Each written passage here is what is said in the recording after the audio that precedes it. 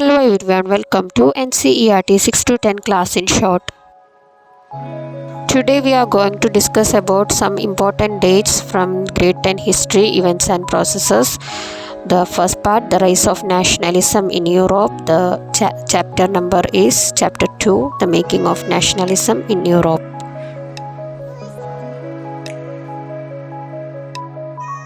So here we go. 1797, Napoleon invades Italy. Napoleonic Wars begin in this year. 1814 to 1815, fall of Napoleon, Vienna peace settlement. 1821, Greek struggle for independence begin.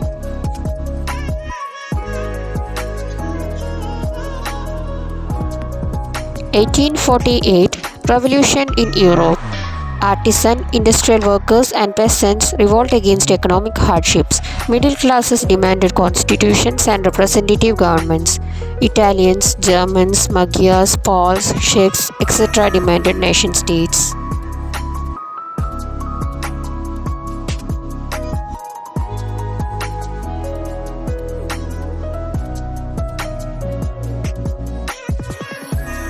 (1859 to 1870), unification of Italy. You can see the map of unification of Italy here in the right side.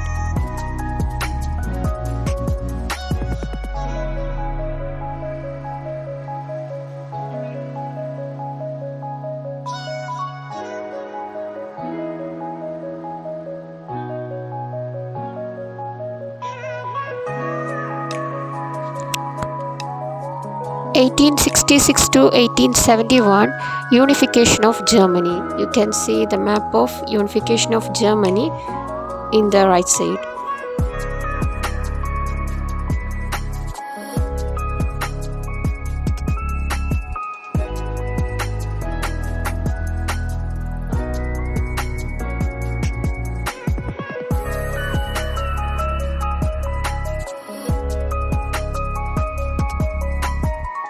(1905), slave nationalism gathers force in the Habsburg and Ottoman empires.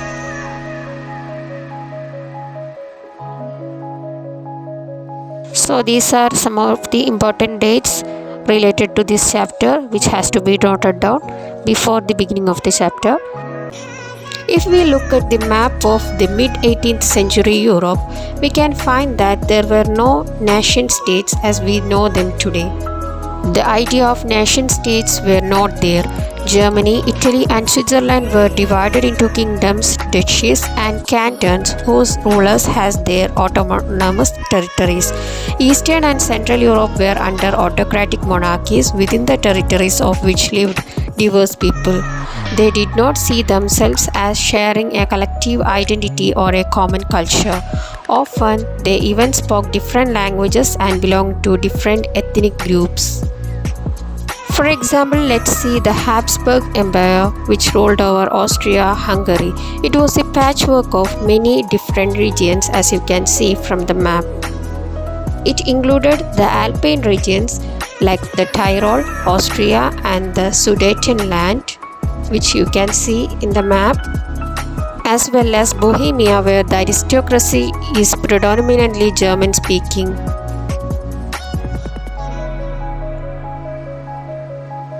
It also included the Italian-speaking provinces of Lombardy and Venetia, as you can see from the map.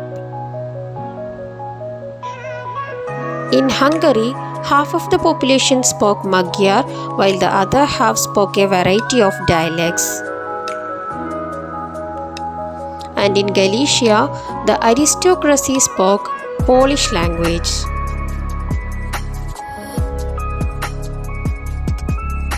Besides these three dominant groups, there also lived within the boundaries of the empire a mass of subject peasant people.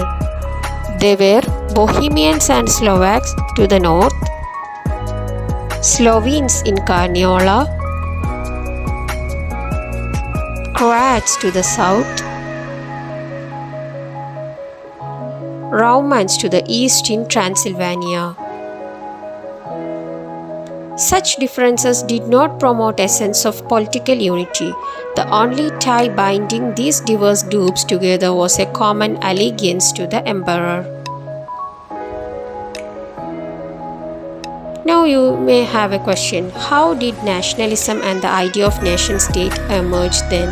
For knowing this, we should know about the history of Europe in mid-18th century. The aristocracy and the new middle class. Socially and politically, a landed aristocracy was the dominant class in Europe, but they were numerically small in number. The term aristocracy means ruling class. That means they were land-owned ruling class in Europe during the mid-18th century. The members of this class were united by a common way of life that cut across regional divisions. They owned estates in the countryside and also townhouses. They spoke French for purpose of diplomacy. Their families were connected by ties of marriage. At the same time, the majority of Europe's population was made by the peasantry. In the western region, the bulk of the land was cultivated by the tenants and small owners. In the eastern and central Europe, the pattern of land holding was like estates, which were cultivated by serfs. So, tenants or serfs can be said in large number in Europe those times. The growth of industrial production and trade in the western and parts of central Europe led to the growth of the town and the emergence of commercial classes whose existence was based on the production of the market. This was actually a new beginning in the history of Europe. That means industrialization or industrialism was beginning during this time. Europe was witnessing a new era in its history during this time. Industrialization began in England in the mid-half of the 18th century. However, the same was began in France and parts of Germany only into the 19th century. Anyway, the industrialization has brought about tremendous changes in the history of Europe from the mid-18th century. It has made many changes in the social and political background of Europe during this time. In its wake, a new social classes came into being. That means a working class population and a middle class population, including the industrialists, businessmen and professionals, began during this time. In Eastern and Central Europe, these groups were smaller in number in the late 19th century. So these were the conditions of Europe during the mid-18th and 19th century. That means beginning of the 19th century. So from the middle classes, or it was among the educated middle classes that ideas of national unity following the abolition of aristocratic privileges gained popularity. Thus, the idea of nationalism had its root from the so-formed middle classes. What did liberal nationalism or nationalism stand for? We are dealing with liberalism in the political sphere as well as in the economic sphere. First, liberalism in the political sphere. Ideas of national unity in early 19th century Europe were closely allied to the ideology of liberalism. Liberalism comes from the Latin word liber, which means free. For the new middle classes, liberalism stood for freedom for the individual and equality for all before the law. Politically, it emphasized the concept of government by consent. Thus, we can say nationalism had its origin from liberalism. Since the French Revolution, liberalism had stood for the end of autocracy and clerical privileges, a constitution and representative government through parliament. 19th century liberals also stressed the inviolability of private property. Yet, equality before the law did not stand for universal suffrage. Suffrage here means the right to vote. That means the term suffrage means right to vote. In revolutionary France, the right to vote was exclusively granted to property owning men. Men without property and all women were excluded from political rights. Under Jacobins, only for a limited period all men enjoyed suffrage. However, under Napoleonic court, went to limited suffrage and reduced women to the status of a minor subject to the authority of fathers and husbands. Throughout the 19th and early 20th centuries, women and non-propertied men organized opposition movements demanding equal political rights.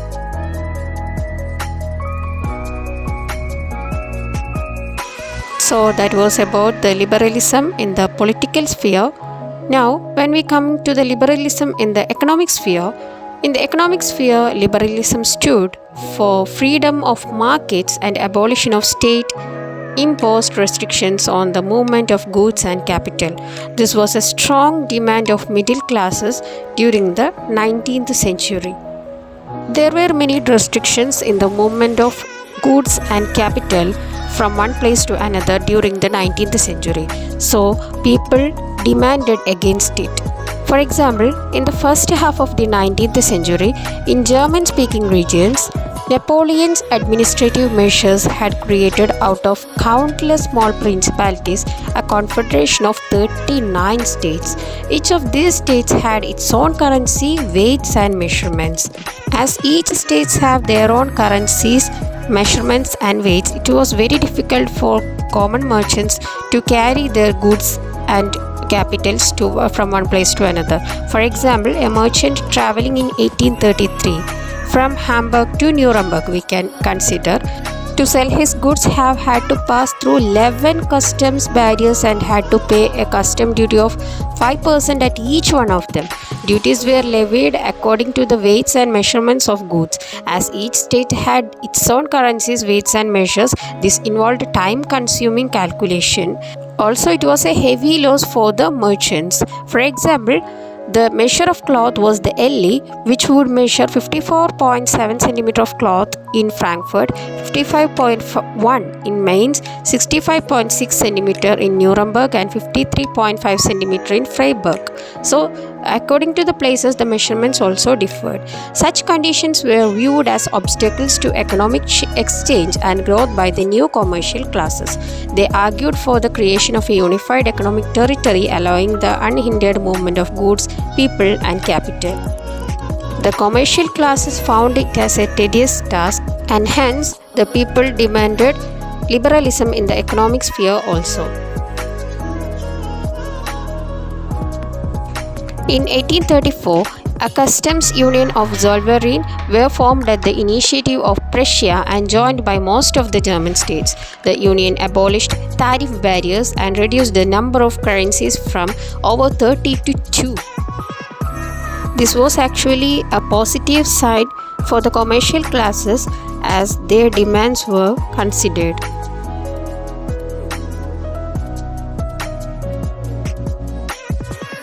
Furthermore, the creation of a railway network stimulates mobility, harnessing economic interest to national unification. Thus, a wave of economic nationalism strengthened the wider nationalist sentiments growing at that time. Thus, we can conclude nationalism or liberalism stood for freedom of political rights as well as freedom of economic rights, that means movement of goods and capitals from one place to another. A new conservatism after 1815, that is about conservatism. After the defeat of Napoleon in 1815, European governments were driven by a spirit of conservatism. So it was a new ism and it is a political philosophy that stressed the importance of tradition, established institutions and customs, and preferred gradual development to quick change. A person who is averse to change and holds traditional values can be called a conservative. Or simply we can say a person who holds the value of conservatism is a conservative. Conservatives believe that established traditional institutions of state and society like the monarchy, the church, social hierarchies, property and the family should be preserved. That is, they needed to hold the traditional values of their society. Most conservatives, however, did not propose a return to the society of pre-revolutionary days, but still they needed to hold their traditional values also. They realized that modernization could strengthen traditional institutions like the monarchy.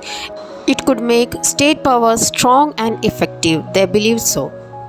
In fact, their thought was that not to return to their pre-revolutionary days, but still they have to hold the traditional values of their society and culture. According to conservatives, a modern army, an efficient bureaucracy, a dynamic economy, and the abolition of feudalism and serfdom could strengthen the autocratic monarchies of Europe. Or we can say that conservatives focused on re-establishing monarchies, suppressing liberal revolutions, and maintaining a power across Europe. Accordingly, the conservatives had decided to meet up a congress at Vienna. The Congress of Vienna was formed to restore monarchies and keep a balance of power with the concert of Europe and the Treaty of Paris. Congress of Vienna. In 1815, representatives of the European powers, that is, Britain, Russia, Prussia, and Austria, who had collectively defeated the Napoleon, met at Vienna to draw up a settlement or a long-term peace plan for Europe. The Congress was hosted by the Austrian Chancellor, Duke Clemens von Metternich. The delegates drew up the Treaty of Vienna of 1815 with the objective of undoing most of the changes that had come about in the Europe during the Napoleonic Wars. Let us see the details of the treaty. The Bourbon dynasty, which had been deposed during the French Revolution, was restored to power. France lost its territories, which had been annexed under Napoleon. A series of states were set up on the boundaries of France to prevent further French expansion in the future. Thus, the Kingdom of Netherlands, which included Belgium, was set up in the north, Genoa was added to the Piedmont in the south, Prussia was given some important areas in its western frontier, Austria was given the control of northern Italy. So, Netherlands was added to the north, Genoa to the south, Prussia was given western frontier, and Austria was given the control of northern Italy. But the German Confederation of 39 states that had been set up by Napoleon was left untouched. In the east, Russia was given a part of Poland, Prussia was given a portion of Saxony. So, Poland was given to Russia and Saxony was given to Prussia.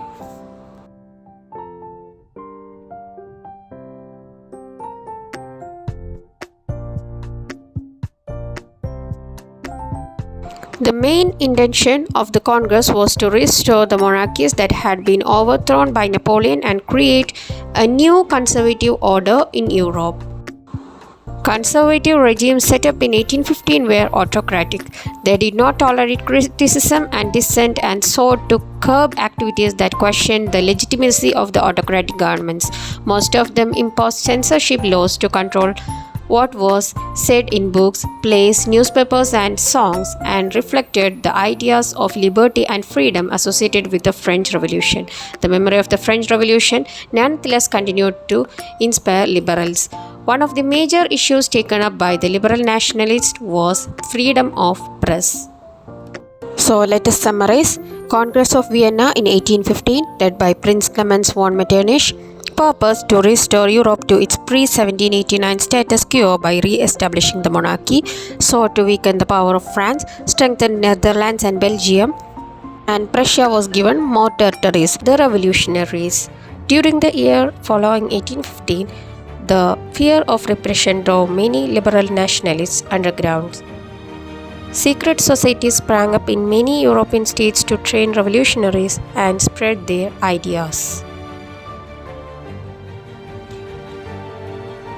To be revolutionary at this time meant a commitment to oppose monarchical forms that had been established after the Vienna Congress and to fight for liberty and freedom.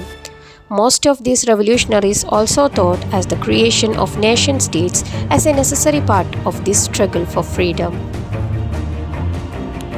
One such individual was the Italian revolutionary Giuseppe Mezzini.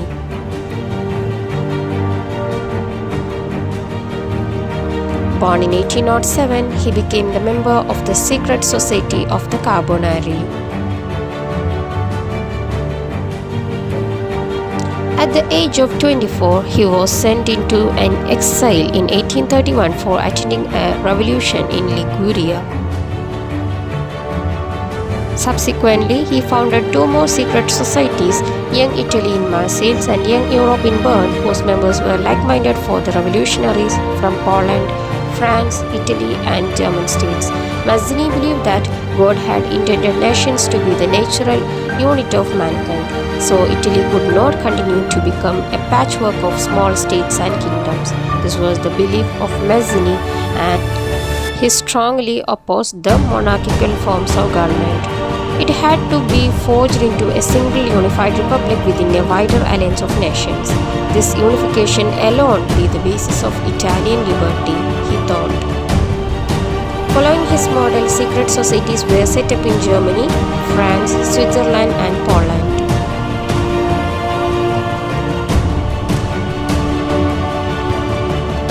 Mezzini's relentless opposition to monarchies and his vision of democratic republics frightened the conservatives. It was clear from the words of Metternich, who described him as the most dangerous enemy of our social order. That's the end of our chapter. We will be meeting in the next video. Until then, bye and thank you.